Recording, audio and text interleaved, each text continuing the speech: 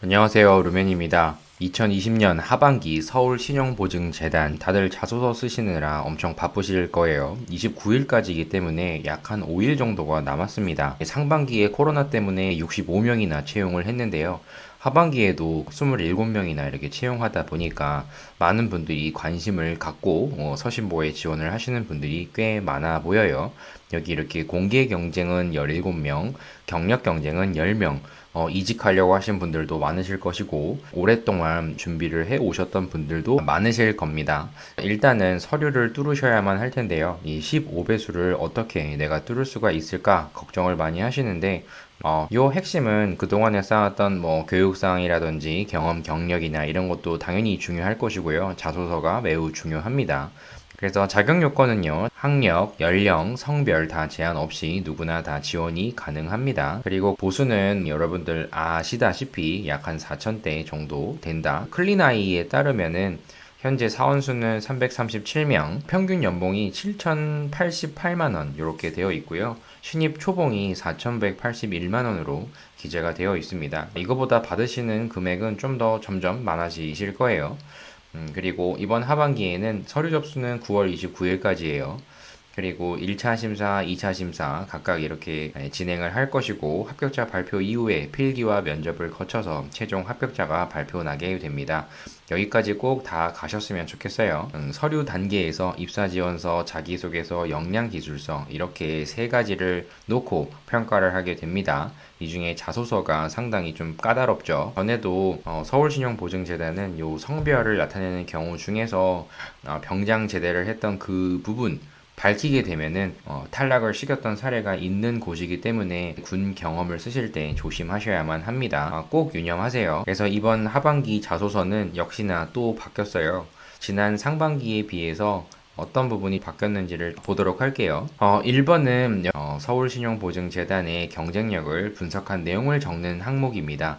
내가 생각하는 서신보의 가장 탁월한 경쟁력 적어주시면 되고요. 반대로 개선이 좀 필요하다고 생각하시는 부분은 어느 부분이 있는 것인지, 그리고 그렇게 생각하는 이유가 무엇인지, 이 부분, 이 3번을 가장 구체적으로 적어주셔야만 합니다. 그래서 서울신용보증재단에 어떠한 역할을 하고 있는지 이 부분은 다 아실 거예요. 그 중에서 이번 상반기에 소상공인 분들을 위한 대출 보증을 한다는 이 부분이 많이 알려지긴 했거든요. 다들 뉴스를 통해서 아셨을 텐데요. 번호표를 뽑고 기다려야 되고, 그리고 앞에서 텐트를 치고 기다려야 되고, 이런 다른 지역 신용재단들 보면은 이런 경우가 속출했죠. 그래서 기껏 기다렸다가 내 차례가 돼서 이야기를 하면 서류부터 다시 해와야 된다 등등, 이렇게 겨우겨우 해서 보증을 받았다고 하더라도 은행 대출까지 가는 시기가 너무 오래 걸렸어요. 그래서 2달 정도 이상 걸린 분들은 오히려 더 서울신용보증에 대한 이런 제도에 더 좀 불만을 많이 가지신 분들도 있고요. 그래서 제가 봤을 때는 경쟁력이라고 하면은 기존에 잘하는 부분을 칭찬해 주시면 충분히 될 거라 보이고요. 개선 보완이 필요할 부분은 보증을 받는 그 신청 절차가 더 간소화돼야 한다고 보이고요. 당연히 거기에 대한 안전장치는 있어야겠지만 내가 소상공인이라고 하면 내가 보증이 되는지 안 되는지 부분을 최대한 더 빠르게 판단할 수 있을 그 부분이 가장 시급할 거라고 보입니다. 해외의 선진국 사례 같은 경우에 보면 이런 부분들이 정말 원스톱 형태로 엄청 빠르게 진행이 되거든요. 그래도 최초에 비해서는 많이 빨라졌다고 하지만 아직까지는 좀 느리다는 평이 많습니다. 그래서 이 부분을 좀 잘 적어주시면 좋을 것 같고요. 그리고 어차피 뒤 항목에도 나오긴 하겠지만 점점 자영업자들의 몰락이 이어질 수밖에 없는 상황이 앞으로도 펼쳐질 거예요. 너무 많은 자영업자들이 있다 보니까 이 부분을 좀 경쟁력 있는 기술력을 지니고 사업을 하고 계속 이어갈 수 있고, 이런 부분을 분명히 서울신용보증재단도 계속 보완을 하고 있는 건 알고 있지만 역부족이라는 생각이 듭니다. 이거를 왜 제가 아냐면은 한 10년 전 이 정도 때 제가 재단에 직접 가서 제출을 하고 보증을 받고 은행에 가서 빌려보고 이거를 5년에 걸쳐서 상환했던 경험을 가지고 있는 실제 당사자이기 때문에 유독 서울신용보증재단에 지원하는 분들에게는 더 정이 가고 좀 더 빨리 합격을 했으면 좋겠고, 이런 마음이 좀 커서 제가 서울신용보증재단은 항상 이렇게 촬영을 합니다. 그리고 기술력은 충분함에도 불구하고 이번 코로나로 인해서 무너진 분들이 꽤 많으실 거예요. 그런 분들이 계속 사업을 이어갈 수 있을 만한 그런 안전망들, 이런 부분들을 꼭 돈이 아니라도 어떤 방식으로든 충분히 도움을 줄 수 있을 만한 그런 부분이 있을 거예요. 그래서 없는 것을 새로 만들어서 그거를 강점화 시킬 수 있는 부분도 개선 보완으로 말씀하실 수가 있습니다. 기본적으로 여러분들 서울신용보증재단 업무계획 상반기에도 배포를 해드렸는데 체크를 꼭 해주셔야만 합니다. 어떤 전략을 가지고 있는지 이 정도는 충분히 아셔야 돼요. 그리고 첫 번째는 기업에 대한 경쟁력을 분석을 했다고 하면 두 번째는 여러분들 이제 지원자의 전문성, 나의 경쟁력과 역량을 이야기를 해주는 자소서인데요. 이번 상반기와는 뭐가 달라졌냐면 1년 내에 무슨 노력을 했냐예요. 1년이면 여러분들 지금 취업 준비할 때 아닌가요? 근데 취업 준비를 하는 동안에 어떤 거를 했는지를 물어보는 그 이유가 무엇인지 좀 생각을 해볼 필요가 있습니다. 그래서 아마도 여러분들의 전문성은 어느 정도 배웠던 지식이나 아니면 경험이나 경력을 통해서 쌓았던 어떤 기술력이 있다고 하면 이미 1년 이전에도 가지고 있으셨을 거예요. 근데 취업 준비 생활을 계속 이어감과 동시에 계속 꾸준하게 신경 쓰면서 이 부분을 계속 강화를 했는지 이거를 표현해 주시면 된다고 보입니다. 그래서 여러분들이 지금 서울신용보증재단에 입사를 하기 위해서 핵심 역량이 무엇인지를 생각해 보시고 그 감을 계속 이어갈 수 있거나 아니면 계속 강화를 시켰던 그 부분을 강조를 하셔도 되고요.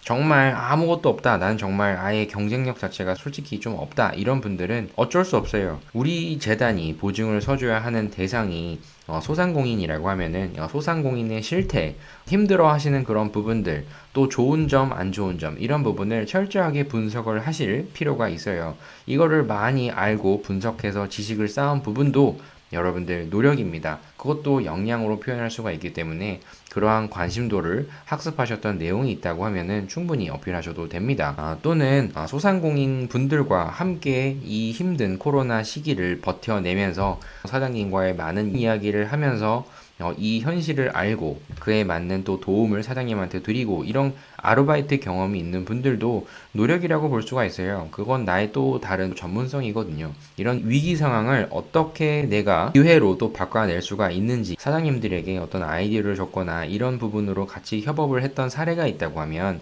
이것도 적어주셔도 됩니다. 그래서 서울보증신용재단에 근무를 해야 되는 이유 이거를 적어주시고요. 그 부분에 있어서 내가 가지고 있는 차별화된 경험과 역량과 능력이 무엇이 있는지를 체크를 하시고 이야기를 했던 내 역량이 우수하다고 생각을 한다면 증명 가능한 근거나 결과물은 또 어떤 게 있는 것인지 그것을 1년 내에 노력 안에 표현해 주시면 될 거로 보입니다. 이거 무조건 적지 마시고요. 이 직무수행 내용이 무엇인지 이 직무기술서 상의 내용을 좀 보시고 지식과 기술과 태도 이 부분을 각각 지원하신 이 직무들에 맞춰서 쭉 보시는 걸 권해드립니다. 서울신용보증재단에 들어가게 되면 사장님들을 만나러 계속 다녀야 하실 거예요. 그러려고 하면은 그분들과 소통이라는 부분도 분명히 있어야 될 것이고 그 핵심은 공감 능력이 또 중요하겠죠. 여러분들 제일 중요시하는 소통과 공감 또 나올 수밖에 없을 거예요. 근데 그 부분이 어떤 정의를 내릴 수가 있느냐 여기에 서류 합격이 달려 있습니다. 소통과 공감 쓰실 분들은 꼭 그 부분 재정의를 하실 수 있어야만 합니다. 직무기술서까지 쭉 한번 살펴보시고요. 3번을 보면은 여러분들 협업할 때 어떤 공동의 목표를 달성하기까지 힘들었던 점을 생각해 보시면 돼요. 어떤 문제가 일어났다고 하면 그 원인을 분석을 했던 과정, 또 문제를 해결했던 과정, 어떤 방식으로 대안을 제시를 했는지 그 대안을 제시를 할 수 있었던 이유나 근거는 또 무엇인지 각각 구분을 하셔서 먼저 한번 요약을 해보시고 거기에 맞춰서 작성을 하시는 게 좋아요. 여기 제가 이렇게 쭉 적어 드렸습니다. 공동 목표 발생 원인, 그리고 내 대안과 그 선택 이유, 결과 및 느낀 점 이렇게 네 가지로 쭉 정리를 하신다고 하면 충분하실 거예요. 다른 항목에 비해서는 협업 성과가 분명히 있으신 분들은 작성하시는 데는 크게 어렵지가 않으실 겁니다. 문제 해결 능력 잘 보여주시면 되고 이 중에서 제일 중요한 부분은 여러분들이 어떤 문제 해결 대안을 제시를 했던 그 나의 행동이 가장 협업 상황에서 돋보여야만 합니다. 반드시 내가 했던 행동에는 거기에 맞는 이유가 뒤따라 줘야만 합니다. 단순히 팩트 나열 형태 안 돼요. 4번이에요. 이 코로나 위기 상황 속에서 다른 사람을 위해 배려, 희생, 봉사를 했던 경험과 느낀 점, 이거를 적으라고 하는 건 취업 준비를 하면서도 이런 사회적 가치 실현을 위한 행동을 해라 이거거든요. 이건 사실 어떻게 보면 가혹할 수가 있는데 여러분들 최근에 이 건강보험공단에서 코로나 방역 지원 이런 거 하신 분들 상당히 많거든요. 이건 어쩔 수 없이 하신 분들이라 하더라도 대부분 젊은 분들이 상당히 많이 했거든요. 이 어려운 상황 속에서 돕고자 하는 마음이 순수하게 있었을지는 모르겠지만 정말 하신 분들 많습니다. 아마 이 여기 코로나 상황에서 방역 지원하신 분들은 다 그걸 내용을 쓰실 거예요. 근데 이 부분이 없다고 하면 누군가를 도와줬던 그 부분을 솔직하게 적어주셔도 된다고 봐요. 아까 제가 사례로 한번 말씀을 드렸지만 아르바이트를 최근 1년 사이에 했던 분들이 있다고 하면 사장님이 힘들었던 시기를 곁에서 보고 같이 뭔가 버텨냈던 그 부분이라도 적어주셔야만 합니다. 단순히 돈을 받고 안 받고를 떠나서 힘들어하는 소상공인 분들을 옆에서 직접 보신 거잖아요. 그 부분을 내가 어떤 형태로 해서 배려를 하고 희생을 하고 봉사를 했다 쓰셔도 됩니다. 물론 이 봉사활동이 있으신 분들은 더 좋겠죠. 하지만 없는 분들은 그렇게라도 커버를 하실 수가 있으니까요. 잘 적어보셨으면 좋겠습니다. 요 네 가지 항목만 기억을 해주세요.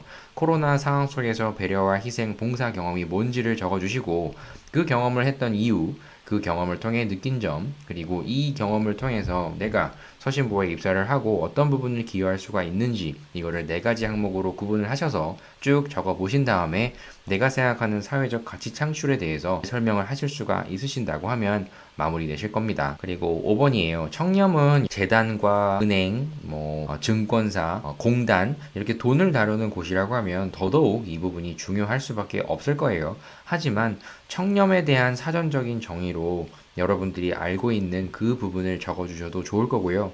내가 생각하는 청렴함에 대한 제 정의를 내리셔도 됩니다. 그 청렴함이라고 내린 그 정의가 서울신용보증재단에 중요하게 작용한다고 생각하는 그 이유를 반드시 적어주시고요. 그 청렴을 나타낼 수 있는 여러분들의 노력한 경험들을 근거로 제시를 해주시면 됩니다. 그래서 이 부분은 청렴에 대한 정의를 어떤 식으로든 내릴 수가 있으니까요. 여러분들만의 재정의를 해도 충분히 경쟁력이 있게 표현이 됩니다. 예를 들어서 성공은 저는 실패라고 생각합니다. 저는 실패를 성공이라고 생각합니다. 이런 거 다 된다는 의미예요. 참고로 해서 잘 적어주시고 이 부분은 고객 존중, 도전 혁신, 전문 역량, 청렴, 신뢰 이 네 가지가 핵심 가치로 분명히 제시가 되어 있거든요. 여기 이렇게요. 이 부분 중에서 이 부분을 지금 묻는 거라고 보시면 돼요. 그래서 내가 이 기업의 핵심 가치와 잘 어울리는 사람인 것인가 이 부분을 잘 작성해 주신다고 하면 마지막 항목도 잘 적으실 수가 있으실 겁니다. 그래서 이 부분 잘 마무리해 주시고요. 이번에 역량기술서예요. 서신보의 하이라이트죠. 1000자씩 적으셔야 되는 이 두 가지 항목이 있는데요. 이번에는 역시나 코로나로 인해서 가장 충격을 받은 상권과 업종을 기술해 보시고 그렇게 선택한 이유 그리고 해당 상권의 활성화를 위해서 내가 생각하는 해결 방안은 무엇인지를 기술해라 이렇게 있는데요. 최근 국민은행도 이 부분을 좀 욕을 많이 먹었죠. 많은 아이디어를 취준생한테 이야기를 들을 텐데 다 합격을 하는 게 아니다 보니까 아이디어 착취 아니냐 이런 논란도 일부 있을 수 있을 법한 그런 역량 기술서입니다. 1000자씩이나 되니까요. 흔히 좀 생각할 수 있는 아이디어로 보면요. 가장 충격을 받은 곳은 여러 군데가 있겠죠. 하지만 일단은 관광지일 겁니다. 외국인이 가장 많이 찾았던 그 곳일 거고요. 그 중에서도 식당이라든지 아니면은 관광 상품을 판매하는 곳이라든지 이런 외국인 비중이 컸던 그러한 곳이면 상당히 타격이 클 거예요. 그 중에서 명동이 있는데요. 명동에 줄을 서서 단체 관광으로 인해서 문전성시를 이뤘던 그런 곳들이 갑자기 횡하니 변해서 계속 이 부분을 한 10년 넘게 이어왔던 해외의 맛집이라고 소개됐던 곳이 계속 월세만 내면서도 이것을 계속 유지를 할 수밖에 없는 언젠간 코로나가 끝나갈 때까지 버텨야만 하는 이러한 상황에 놓여져 있는 분들이 상당히 많을 거예요. 이거는 유튜브나 아니면 TV를 보셔도 종종 나오는 상황이니까요. 저는 그런 부분을 추천을 드리고 싶었어요. 그래서 특히 중국인 중심으로 장사를 했던 곳들이 상당히 많거든요. 그 중에서도 내국인보다 중국인을 더 우대를 하면서까지 이 부분을 수익화를 시켰던 곳들은 더 힘들 수밖에 없을 거예요. 이미 내국인에게는 외면을 받았고 외국인에게 의존하기만 했는데 이 부분이 갑자기 횡하니 사라졌으니까요. 그래서 이런 부분이 하나 있고요. 그리고 상반기 때도 제가 직접 노량진에 가서 촬영을 해서 올려드렸었는데 인강 활성화가 되어 있고 그리고 공시생 의존도가 매우 높은 노량진의 많은 자영업자 분들이 노량진에 더 이상 학생들이 가지 않거든요. 그런 부분 때문에 상당히 축소화되고 힘들어 하십니다. 게다가 이번에 코로나 사태로 인해서 독서실 그리고 학원 사람이 많이 다녀야만 수익을 벌 수 있는 그러한 자영업자분들 특히 음식점 같은 경우에도 노량진에 많이 없어졌습니다. 지금 임대가 붙어 있는 곳들도 많고요. 어쩔 수 없이 울며 겨자 먹기로 계속 버티는 그런 가게들도 상당히 많습니다. 노량진도 제가 예시로 하나 드렸어요. 그래서 어떤 해결안을 제시를 좀 해야 되는데 이 부분을 노량진 상가분들이 뭐를 하실 수가 있겠어요. 그래서 그런 부분을 한번 아이디어로 제시를 한다고 하면 이 내용 통해서 이번 상반기 때 서류 통과하신 분들 꽤 있습니다. 참고로 해보시고요. 여러분들이 소상공인, 소기업, 중기업, 대기업 여러 경제활동 주체 중에서 소상공인을 지원해야 될 필요성을 알려고 하면요. 일단은 우리나라의 사업자 구조에 대해서 먼저 파악을 하고 있어야 돼요. 대기업이 엄청나게 극소수라는 건 알 거예요. 많이 이끌어가는 기업이 대기업인데 점점점 이게 역구조로 가다 보니까 소상공인 소기업들이 더 이상 설 데가 없는 곳들이 상당히 많을 거예요. 그럼에도 계속 이어갈 수밖에 없는 것은 프랜차이즈의 역할이 상당히 또 컸죠. 근데 이제는 프랜차이즈로 인해서 돈을 버는 부분이 더 이상 힘들다라는 것을 많이 알고는 있지만 그래도 그럼에도 계속 사업을 좀 하시려고 하는 분들이 많이 있어요. 그것밖에 할 수가 없기 때문에 선택할 수 없다고 저는 생각이 듭니다. 그런데 일단은 여러분들이 꼭 아셔야 될 부분이 소상공인 분들이 얼마나 이렇게 과밀화되어 있는지 예를 들면 치킨집만 보더라도 엄청나게 많잖아요. 오밀조밀 모여 있잖아요. 근데 예전에는 베이커리 집이 있다고 하면은 바로 또 옆에 또 베이커리가 생기고 이런 것들이 같은 브랜드인데도 계속 생길 수가 있었어요. 그러다 보니까 서로 제 살 깎아먹기라는 비난을 많이 받았고 힘들어하는 사장님들이 꽤 많았기 때문에 일정 거리 이상을 이제는 두고 창업을 할 수가 있게끔 좀 바뀌었거든요. 근데 그런 부분을 떠나서 여러분들이 보셔도 알 거예요. 동네나 아니면 어떤 지역에 가더라도 얼마나 같은 업종이 많은지, 얼마나 과밀화가 되어 있는지 이런 부분들을 좀 나타낼 수 있는 표를 작년 기준으로 나타낸 이 자료가 있거든요. 이거 자료 필요하신 분들이라고 하면은 댓글 달아주시면 제가 발송을 해드릴 테니까 참고로 꼭 보셨으면 좋겠습니다. 소상공인 밀집도에 대한 부분을 이해를 하고 있으셔야만 어떤 개선안이나 그리고 그 이유까지도 이야기하실 수가 있기 때문에 최대한 이 부분 좀 잘 보시고 잘 설명을 해주셨으면 좋겠습니다. 뭐 어찌됐든 여러분들 꼭 강조드릴 부분은 사업은 일단 시작하게 되면 망한다. 이런 인식이 너무나 커요. 그런 위험에도 불구하고 계속 할 수밖에 없는 이유는 별도로 내가 가지고 있는 기술력이 없기 때문이거든요. 그래서 프랜차이즈에 의존하지 않더라도 뭔가 안정적으로 기술을 배우고 그 기술을 충분히 몇 번에 이어서 검증을 받은 다음에 그 다음에 어떤 상권이라든지 그런 거를 잘 진출할 수 있는 부분을 볼 수 있는 그런 제도들도 더 활성화해야 될 것이고요. 그리고 급하게만 무조건 사업을 한다, 저질러고 보는 부분이 없어야만 망하는 비율도 줄어들 수밖에 없을 거예요. 그래서 이러한 환경 속에서 서울신용보증재단이 어떤 부분을 할 수 있을지를 냉정하게 생각해 보시고 잘 작성해 주신다고 하면은 이번도 좀 힘드시긴 하겠지만 충분히 적으실 수 있을 만한 내용이 있을 겁니다. 이 자료 꼭 참고를 해주세요. 여러분들 이 서류 통과 꼭 하시고 필기시험도 잘 보신 다음에 면접까지 가셔서 말로도 표현할 수 있는 그 기회가 꼭 있으셨으면 좋겠어요. 여러분들 지금 이 힘든 시기에 그래도 서울신용보증재단에 지원을 한다는 것 자체가 소신이고요. 이렇게 힘든 자소서 대부분 많이 포기를 합니다. 자소서 내용만 보고요. 그럼에도 불구하고 지금 이렇게 열심히 작성을 해주시고 또 지원을 한다는 부분 멋진 도전이고요. 꼭 좋은 결과가 있으셔서 정말 이 서울신용보증재단의 인재로서 입사를 하셔서 성장하실 수 있는 기회가 있었으면 좋겠습니다. 꼭 폐업자가 덜 나올 수 있는 그런 좋은 아이디어와 그런 개선안들을 입사를 하셔서 좀 도움을 더 많이 줄 수 있는 그러한 인재로 더 성장하시기를 바라면서 오늘은 여기까지 촬영을 해보도록 하겠습니다. 그럼 다음 영상에 또 뵙고요. 꼭 여러분들 서류 합격하세요. 감사합니다.